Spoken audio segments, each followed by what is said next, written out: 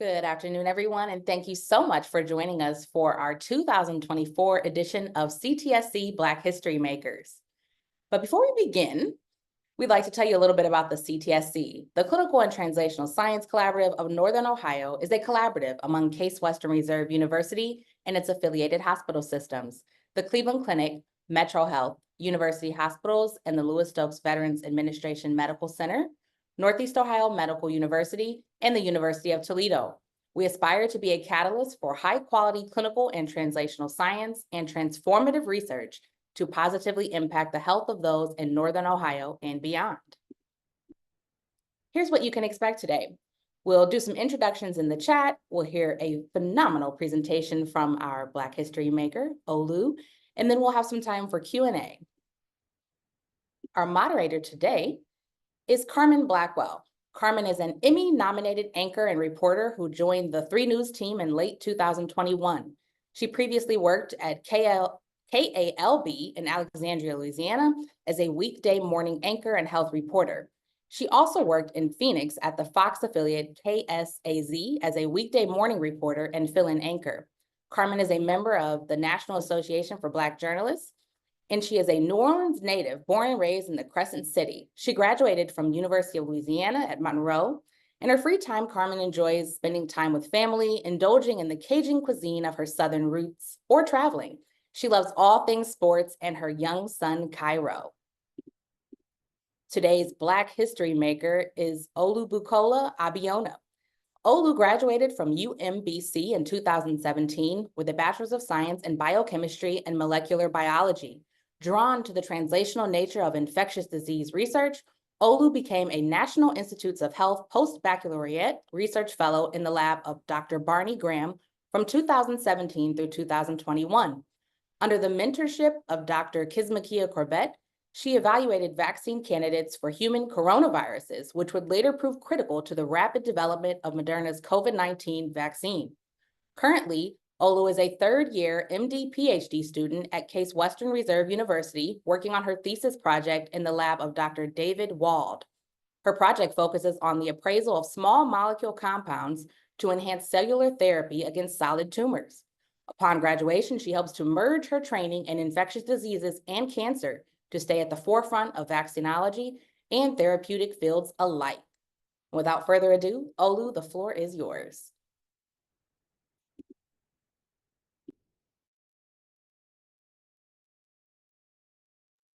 Thank you so much for having me. I really appreciate the opportunity to just take this time to share my story. So first off, as was said, my name is Olubukola Abiona. I am a third-year MD PhD student here at Case Western. And today I just want to talk to you a little bit more about tackling the pandemic, where the sub-theme is at the heart of the research are the people. And I'll get into what that means a little bit later.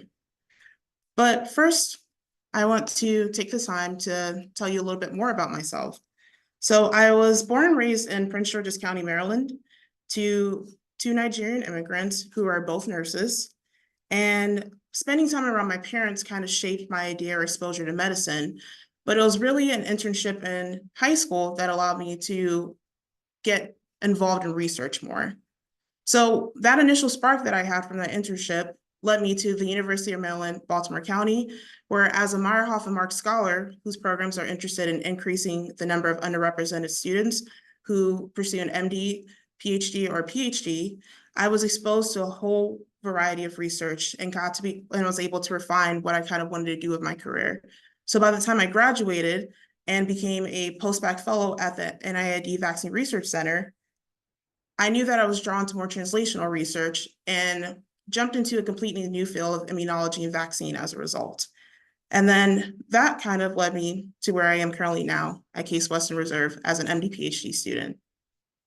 But for this talk, I want to spend a little bit more time talking about my time at the Vaccine Research Center because it was so instrumental to my ability and my journey of becoming a doctor. So let me take you back to when I first started in 2017. Here is the coronavirus and immunopathogenesis team at the Vaccine Research Center, or COVID for short, which contains the combined labs of Dr. John Mascola and Barney Graham. Now, this team was led was in Dr. Graham's lab, but it was led by Dr. Kizzmekia Corbett. And when I first came in 2017, it was just me and her working together. And then over the years, we had more people join the team, such as Jeffrey Hutchinson, Cynthia Zawawo, and Annie Warner. So what I want to just take a second to talk about was, what was our mission? What were we interested at that time? Well, there were some papers that came out, 2 of them listed here in 2015, that show that some coronaviruses in animal reservoirs were circulating and could potentially emerge and infect humans. So we were really interested in this concept of pandemic preparedness, which is the ability to make a fast, reliable, and universal vaccine solution. So from these papers, our lab worked years before the pandemic with Moderna, because not only was their mRNA technology fast in terms of it being able to be rapidly scalable, reliable in terms of standardization, but also the platform allowed us to be able to not only respond to the outbreak that ended up being the COVID-19 pandemic, but future outbreaks and beyond. So we often talk about this idea of how long did it take, and what is our team kind of known a little bit more for.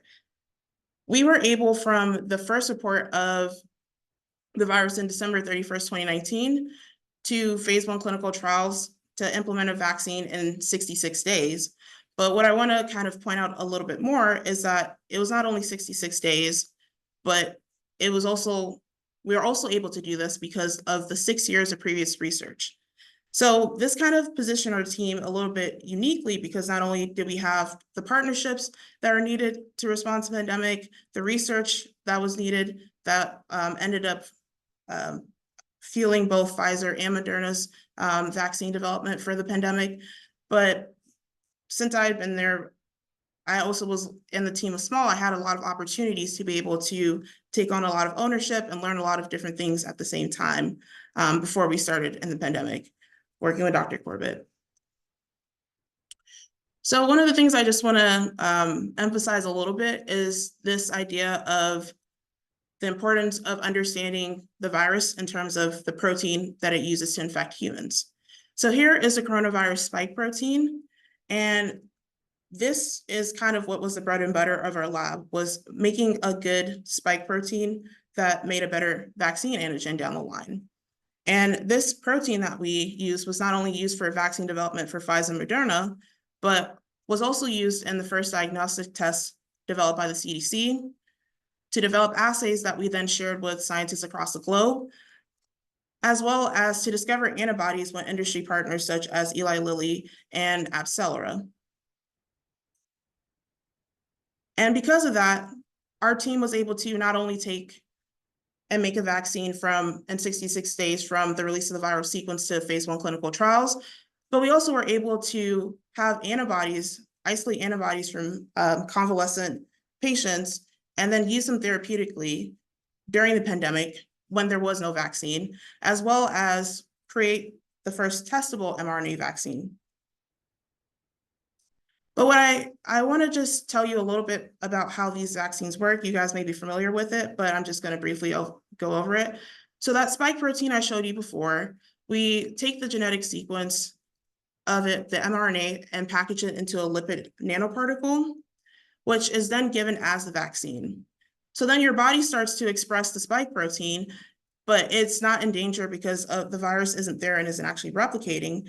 And that allows your body to kind of train and build up immunity against that beforehand. So when it sees a virus, it's able to respond because it's seen it before. It's homework in a sense, right? So from this, I just want to take a little bit time to kind of show you or give you an idea of what it was like to be on the ground during that time, specifically from December 2019 to December 2020, and just kind of emphasize how team science and collaboration was really critical to our ability to move as fast as we did, and also for me during personal times, personally challenging times during the pandemic. Okay, so just to begin, December 31st, 2019, I was 24. It was literally a day after my birthday when our bosses were on high alert, but I didn't understand what was going on at the time. But I would later find out that there were whispers of a new coronavirus that a week later had Dr. Corbett call the team and I into the break room to be able to run the drill. So when I say run the drill, I talked a little bit about pandemic preparedness, but we're turning that pandemic preparedness into pandemic response. So Dr. Corbett is talking with us during this break room, and I can remember being like, okay, this is great, but where are the adults, right? Because it's a team of people who are 20 to 30s, how is this falling on us? And then I had to take a moment and realize that, oh, we are the adults. We are the people who know the most and or position the best to be able to respond to this, because that's what our team has been preparing for. So seeing the trust that was given to us by Dr. Corbett and Dr. Graham, me and Jeff began this process of creating the first protein. So as you can imagine, humans make mistakes. Research expects you to make mistakes, but in a situation like this, it's very much a time crunch. And as a result, even though Jeff and I were confident in our abilities, we also wanted to make sure that we were able to not lose any time as we are running this drill. And what that looked like was what I kind of call parallel play, which is that I devised a plan where we could both work and do assays at the same time so that there was redundancy built in. And I am thankful that we did, because what ended up happening is that we did run into a few hitches along the way, but we didn't lose any time because we had planned this beforehand. And so here I'm just showing a text message of when I texted Kizzmekia that we were able to successfully express this protein that we weren't sure if we were going to be able to or not, which we were so very thankful for. But also in the background during this time was the fact that, in the background during this time was the fact that our bosses were working with Moderna to kind of decide on what will be the vaccine candidate moving forward. So once that was decided, and once we knew that we could express this protein that could be used in all the different assays that I showed previously, we moved on to preclinical trials in animals. And the question is, well, we have this vaccine candidate, but does it work? Does it produce a strong immune response? So us and other VRC scientists helped to start these experiments, but Cynthia, who was on the team at the time, ran the assay that allowed us to determine whether or not this produces a strong immune response. And it's kind of a funny story because she was running the assay late at night and Dr. Graham was hovering over her a bit to see what the results would be. And then this is a picture that he took during that time of that actual plate that showed us that yes, our vaccine candidate does work. But now that we knew that it potentially worked, we needed to, in animals, we needed to be able to take that and collect enough data to prove that to the FDA. So as you can imagine, this was a very scary time for us, right? The first case of COVID had been reported in January 2020. Not only are we working on this vaccine and we know the most, but we don't know enough about it, but we're also going to work every day and having to consider our families and other people, just like everyone else at home as well had to do during this time. But thankfully, in March 2nd is when the FDA said that it was safe for us to proceed, right? And so our work continued until roughly mid-March, when unfortunately one of us on the team contracted the virus. And this was kind of a reckoning moment for me, at least, just because of course you're going to work and you have this fear in the back of your mind, but it was kind of like it had come to reality or come home for me, because my parents not only were nurses, but my brother is a pharmacy tech and we're all essential workers, right? And at the time we had been socially distancing before socially distancing was a thing. So the fear that one of us could contract the virus and then bring it home and then bring it to patient population was a real thing that I dealt with every day when I came home. So when it came to this quarantine time, and I was actually put up in a hotel for the first few days because of my home situation. And during that time, this is where the rapport that we kind of built as a team continued to come out, even though we weren't together weren't together in person anymore. So we had jokes about, hey, what would it look like if we had a memoir, or, who would play us in the TV series or things like that. But even though we weren't together in person, we were still able to build community, not only with Jeff and Cynthia, but other people in the lab who are also at home. And that's kind of what allowed me to get through this period of time. But with all that, I was able to distract myself with work, and I was able to be busy with work. And that kind of helped to mitigate the fear in that aspect. But when I finally was cleared to come back to go to work from the quarantine, there was kind of a pivotal moment for me, in which I remember reaching out to grab the door of my house, and my body started to shake. And I had to say, like, what is going on? Like, what is happening within me that I'm shaking right now? And what it was that I had to face the fear and understand, okay, who am I doing this for? Why am I doing this? Is it really worth the risk of me doing this every day with all these unknowns? But what really stood out to me, or what really came through, was remembering the people, right? So I titled this "At the Heart of the Research of the People." And what I meant by that is I thought of not only myself and my family, but I also thought of the team members, and also the people who were in this pandemic at home, who were vulnerable, who were helpless, right? Because even though I was like, are we really the right people to do this? We at least had the privilege and ability to be able to do something in a helpless situation to alleviate the suffering of other people during that time. And it's with those thoughts that I was kind of able to do my work and then go back to work after this quarantine. But things looked a bit different during April through July, because at that time, things were closing down, and that also included our lab in terms of the number of people we were allowed to have working. So not only were we having to do the same amount of work, but we also had less people. So then the question became, how do we streamline our processes or our work to be able to handle the reduction in the workforce? So I did something that's really hard for me. I asked for help. Specifically, I asked for the help of the other Graham Lab postbacks. Listed here is Lauren Chang, Emily Fung, and Christina Yap. And these three were stuck at home, but what I did was I called Lauren and I called Emily, and I asked them, hey, I need your help. And we had a 3-hour conversation, figuring out ways to kind of streamline our process to make it so that there was less burden not only on me, who was in the lab constantly, but also on Dr. Graham and Kizzmekia. And what that kind of looked like was that while Kizzmekia and Dr. Graham would be strategically planning in the lab, Annie would be running assays, and I kind of played what I would call a role of jack of all trades.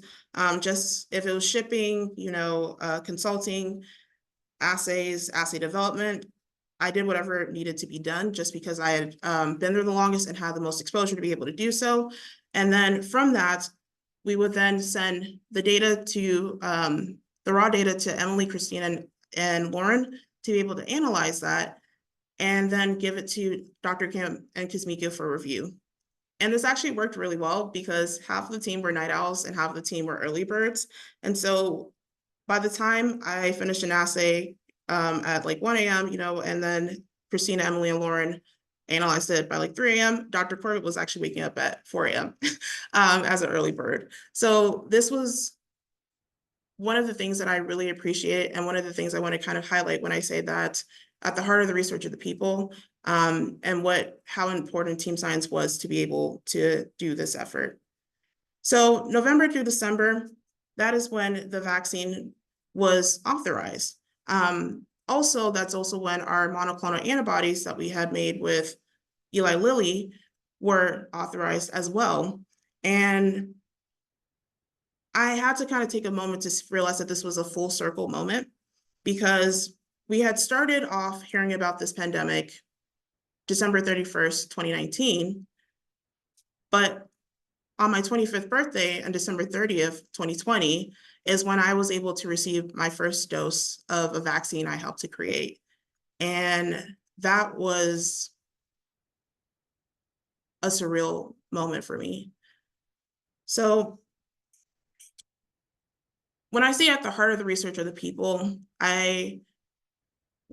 this is the heart that I have. This is the village of the people who were instrumental in my journey to becoming a doctor, who helped me throughout the pandemic. And that includes my family, my friends, my research professors, as well as healthcare professionals who supported me throughout that time. And I just wanted to truly, from the bottom of my heart, thank them for all the support that allowed me to be here in front of you today. So thank you.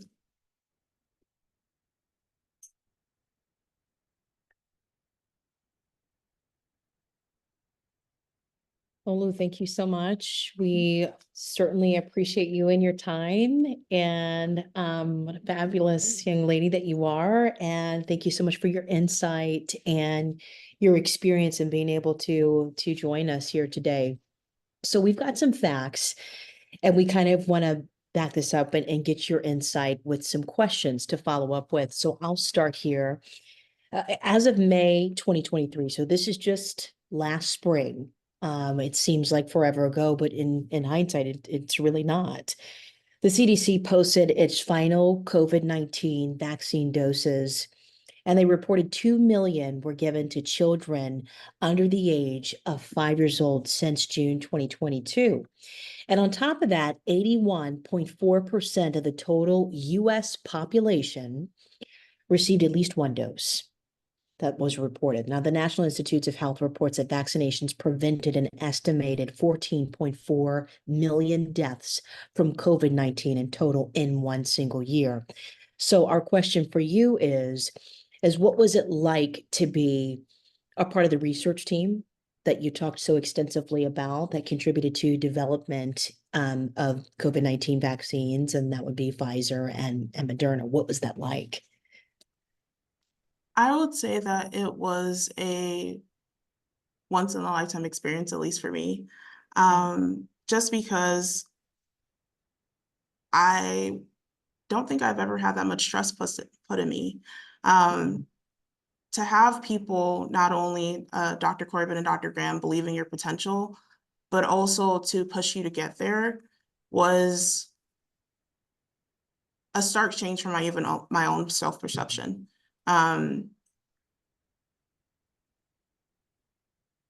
Excuse me, I'm trying to get emotional. But okay. It's okay. We welcome yeah, the emotions thank you. too. It's all a part of it.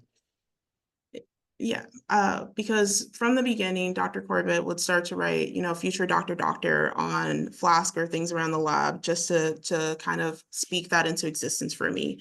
And then even just working with the other people on the team or the post-bacs and people in the lab, I really understood the concept of peer mentoring, because I took something from each one of them, whether that's their strength, their resilience, their organization, and it really helped me to channel and become better over time. So even though it was a very hectic situation and a very stressful situation, that ability to have that rapport and collaboration with the team was really fundamental to me. Your mindset going into, being able to help with the research here, but then also having to deal with the humanistic aspect of your home life and dealing with what was going on at home, having to stay in the hotel and things. How did you manage? Lots of music. I used to be a violinist, so music is very close to my heart in that aspect. There are some posts, so every day or something, I would post a different song about how I was feeling going through that time. Also, it's just that my support system was so readily available and understood kind of how to support me, that it was, even if I couldn't recognize that I needed help, they were able to, quietly come in and give me the support where it was needed. So as a result, I think that, yeah, I honestly, to this day, I look back at it and I don't know how we did it, but it was really because of the people around us, honestly. Absolutely. Mhm. Thank you. Thank you for that. Moving on now to our next question here is just the translational science and all of this. It focuses on the scientific and operational principles that underline each step of the translation process and what you guys were doing in this research, understanding these processes and identifying effective approaches, removing barriers here with the development of all of this, and the adoption and the best practices into community settings and helping to bring more treatments to more people, and trying to do it quickly as possible, the pressure in all of this. Can you give us an example of the role that you played on your team during a time where there was a lot of uncertainty, but also a lot of urgency?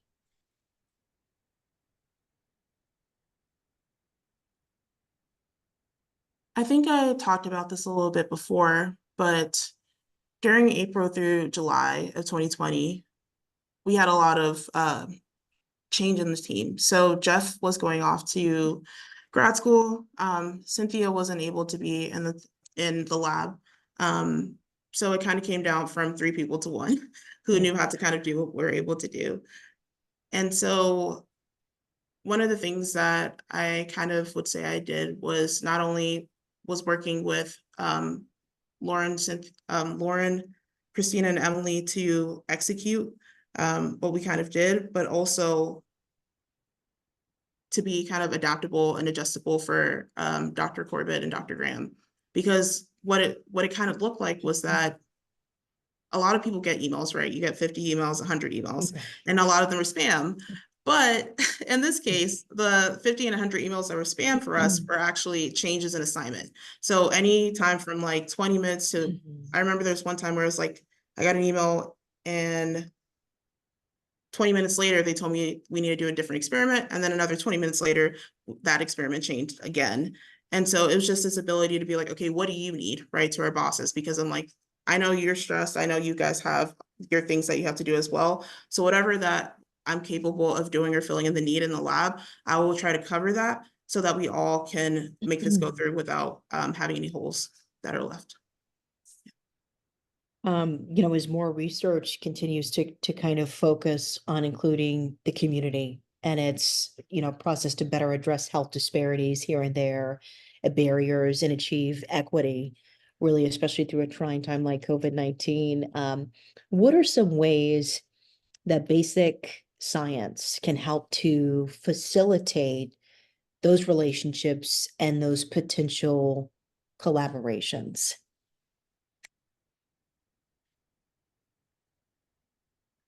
I like to think of basic scientists as dreamers because they are looking for the potential in the science. And so when it comes to how do you collaborate with, health equity and other health disparity researchers, I think in a sense it's achieving the same dream. And what I mean by that is you can communicate the science and communicate the findings in a way that the health equity researchers can then take over and explain to the community, or you can also explain on your as yourself. Excuse me, a little nervous. No worries. Health equity researchers can then explain to the public as well. The other thing I will say is that I don't think of them as separate. I think of a lot of basic scientists also are interested in health equity. And so that's one of the things that I'm interested in my career emerging, because they're not disparate from each other. It's thinking about the people while you are kind of tapping into that potential of basic science, is what I would say. Yeah.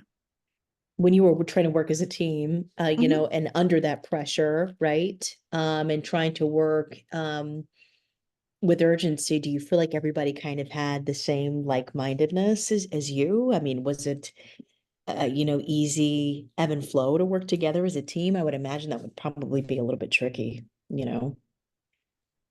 Honestly, no. I think there are some teams that the rapport is so special and the synergy is just there that even when I saw Cynthia for the first time in September in like 3 years, and Jeff as well, it was just like, oh, no time had passed at all.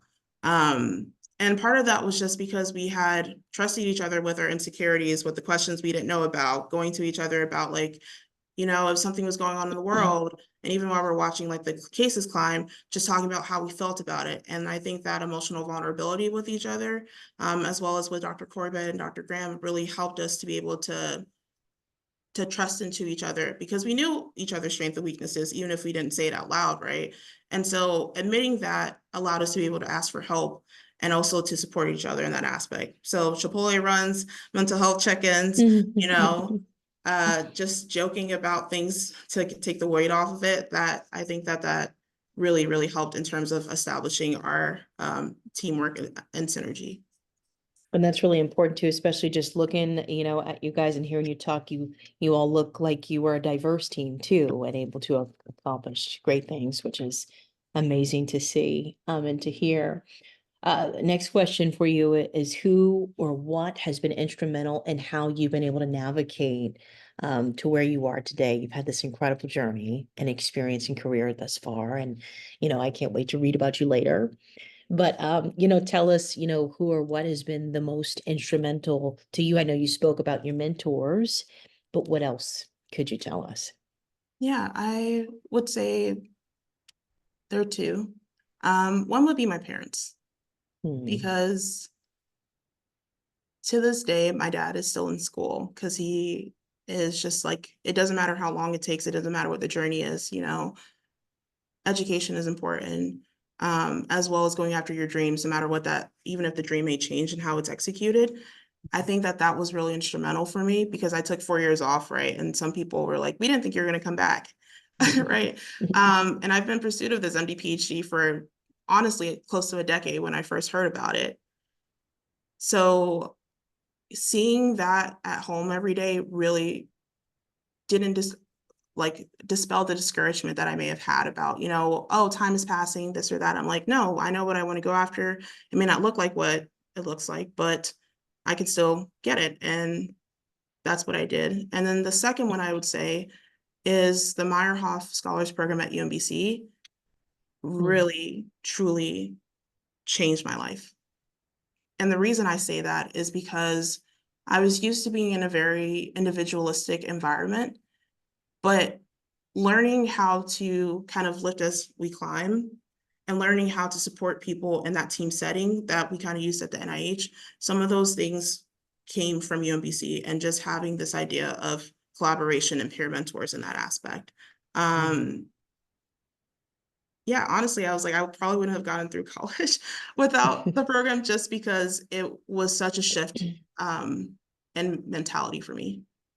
That's why these programs are so important, because it locks people like you in, and you know, puts you in your positions to help with the betterment of this environment. That's incredible. Oh, next question. What are you most looking forward to as you complete your, you know, your MD and your PhD program at Case Western, you know, Reserve University School of Medicine? I'm really looking forward to talking to people and patients, honestly. I really enjoy getting to learn people's stories and their journeys and kind of how they got to where they are. And I know I'm going to be part of it in terms of their healthcare, but it's also kind of giving them the ability to know that they are kind of safe with me. One of my personal credences to myself is just to bear witness, which just means no judgment, no shame in this. Just be who you are around me if you can, you know. And so I'm looking forward to growing not only through those connections, but also getting to meet more people in that aspect and just, you know, learn more about them. You have accomplished incredible things, and I mean, jumped leaps and bounds. What would you say if you had to pick one thing that you're most proud of? What'd you say? I would say getting into an MD PhD program. Yeah, I had a feeling you were going to say that. Yeah, I mentioned it was a 10-year journey, and one of the things that is really important to me is to mentor students, because I wasn't necessarily, not to say that I didn't have the credentials, right? But I wasn't what people think of, like the extreme of like a 4.0, 520 on your MCAT, which is like the highest of the highest student.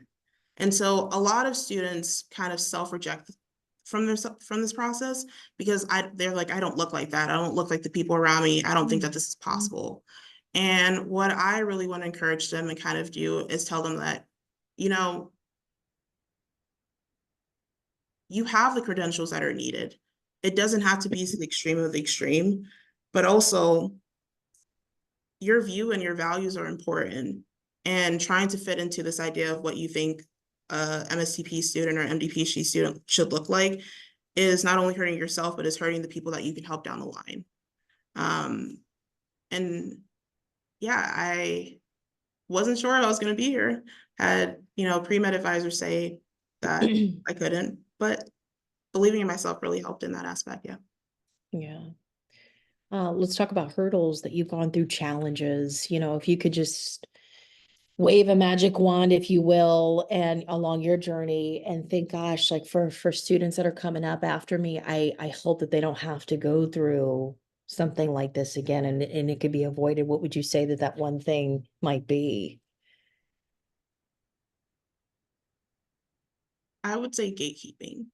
But what I mean by that is that in my experiences, the way that the system is designed is often for people who may come from a certain level of wealth or a certain level of connection. And so because of that, when you ask about the basic things, they're like, what are you talking about? It's not necessary in that aspect. But in talking to students, not only through my medical school career or my graduate school career, they have wealths of information that they kind of like keep to each other, right? Where it's like, oh, I know about this program, I know about this, right? And it's understandable because, you know, maybe they're struggling, but they don't want to say it out loud to a group of people, right? And so what I feel, if I could knock it down, is basically this consolidation of information, because it's not like it's a matter of, you know, if you don't pass this exam, then I get to get a spot and you don't. It's more like we all have to pass the exam to become doctors. So why not consolidate this information, you know, and have it in one place so that no matter where you are, right, whether you are in those classes where the system is built for, or if you're not in those classes, you at least have access to what I kind of like, in the same way, informed decision-making as you go along in that process. And so that's one thing I am committed to kind of doing in little ways here and there. Case. Have you thought of a way to start? I mean, not trying to, you know, to pick your brain just yet, but I have a lot of ideas. I think one of the things, right, is that I tend to try to move very authentically through life. And as a result, I think that may draw people to me to kind of tell me certain information, or also I tend to take initiative in terms of going out and seeking resources. So I don't mind taking what I know and kind of consolidating that into a document. Like I'm on the MSTP Council here, and one of the things is we're interested in making like a living document of like, what are all the resources in the community? You know, where do you go to get your nails done? Where do you go for grocery? Because it's not just confined to that one community, but it's applicable to all. I was like, I want to know where the good restaurants are, right? Yeah. So it's little things like that, but I'm trying to like build up to making it more global in some ways. Awesome. Gatekeeping. It's good. Any advice that you would give, and you're full of it, so I know you're going to come up with something good, but any advice that you would give to an aspiring physician scientist?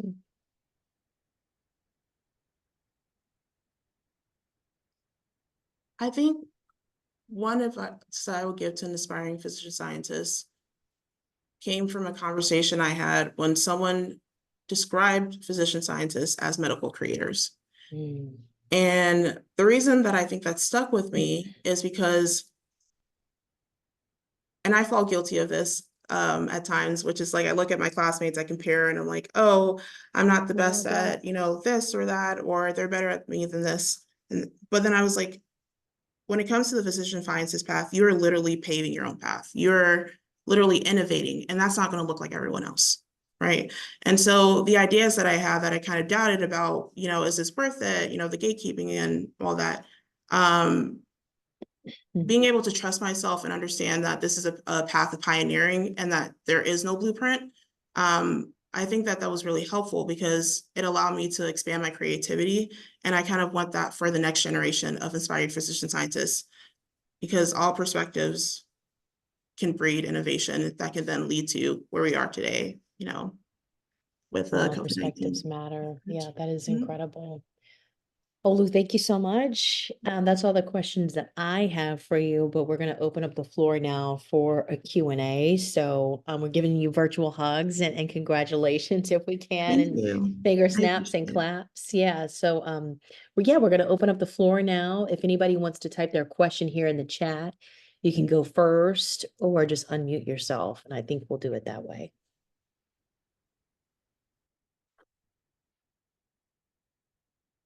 Hi, Olu. My name is Afia Cannon. I'm at Metro across the way. So I am, thank you so much for your talk. I think that everything you mentioned is inspirational. I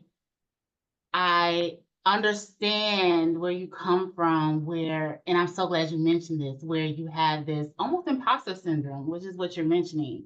How you feel as though you're not capable because you don't fit the bill, right? And I think as scientists, because I'm also a scientist, I feel like, you know, when we have this appearance, we feel like we need to like blend more in just so that we're easily, because the first thing people notice from you is how you look before anything else. So I'm glad that you mentioned that. What I also noticed is that you have an African background. So I'm also Ghanaian, but you're Nigerian, I can tell. But my question to you with this project is, and even with, you know, being a part of vaccination, how do we, as I like to call ourselves creatives, let other people, foreigners, understand the importance of our scientific findings? And how can we relay that information to everyone? And I know that there is a barrier between Americans, you know, and especially marginalized Americans when it comes to relaying the importance of various findings when it comes to research, because we already have, you know, we have been traumatized, you know, and there are things that we have trust issues. Where's our information going? Are you going to harm us? Who's going to be our advocate? Do you get money from these people that are supporting this study? These are all things that come in mind. But but then there's another barrier when you have to speak about this with a foreigner, because it's like, do we really understand what's going on? A lot of African countries, religion is very important and the basis of a lot of decisions. Also like hierarchy, who's, you know, as far as like who's the elder, who's not, social status, these all play a role. And I just wonder, did you encounter any of this, especially at the height of the pandemic, when it came to understanding the vaccine, relaying the information of the importance of the vaccine, knocking down any superstitious or want to say maybe wild beliefs of where COVID-19 came from and how it's affecting people? Like, are these things that you had to talk about during your time of vaccine development and afterwards with advocating for it? No, that's a great question. And it's a very real question. So I'll address the foreigner aspect of it. I think that's similar, whether it's a foreigner or someone who may be hesitant or, you know, the religious background, there's it sounds cliche, but meeting people where they are. Yeah. And what I mean by that is that the history that you're talking about, like the traumatic history of medicine and marginalized communities, is not only happened in the US, it's also happened in other countries. So in that aspect, you know, addressing or understanding from where they are, their cultural background, that may influence it, can help to form a bridge of relationality in that way. During the vaccine development, I did not pass judgment on people, because part of it was if they were scared, right? And when you're scared, you tend to hold on to what you know, and may refuse other information. but as well as they have autonomy. They're consenting adults, you know, and they have the ability to make the decision whether I agree with it or not. And I realized that because of the position that I was in, I was privileged to know more than most, right? And as a result, if I didn't have that, what would I be them is what I kind of had to ask myself. And thinking it from that lens really allowed me to say, okay, what is it that you're saying? Let me listen to you fully, right? And then let me just ask you some follow-up questions, be curious about it. But I'm not going to come out here with an agenda to try to convince you. I'm just going to say, okay, have you considered this, right? And my role is to be a facilitator, a guidance to your thought process. And if you want to accept it, great. If you don't, that's fine as well. But at the end of the day, there are things in our lives as humans that we all do that, even though we know better, right? Or have more information, we still choose to do what we think is right for us, right? And I would also say one of the things that did change for me in terms of community efforts after was that and a medical school were given like a community project, right? And we get to pick, and I got to work with the Northeastern Ohio Black Coalition, making campaigns for COVID-19. So I went from a research perspective to a public health community perspective and got to understand like what are the things that the community is afraid of? How do we kind of reach them? You know, what is it that, you know, we talk about Tuskegee, but there are other things that happen in medical malpractice that may feel this sense of distrust, and get to hear people's experiences. Because even though I was going in and out of the world for research, I wasn't necessarily able to connect as much to people during that time, and just hearing what it was like for them to go through the pandemic and the people that they lost and why they did or did not take that vaccine. So I would say having that compassion and being able to turn it into, okay, let me meet these people where I'm at. And let me not just take this idea of like, I know what's best, I know what's right, and be paternalistic, was kind of how I approached that, if that answers your question. Good. Yeah, that does. Thank you. Mm-hmm.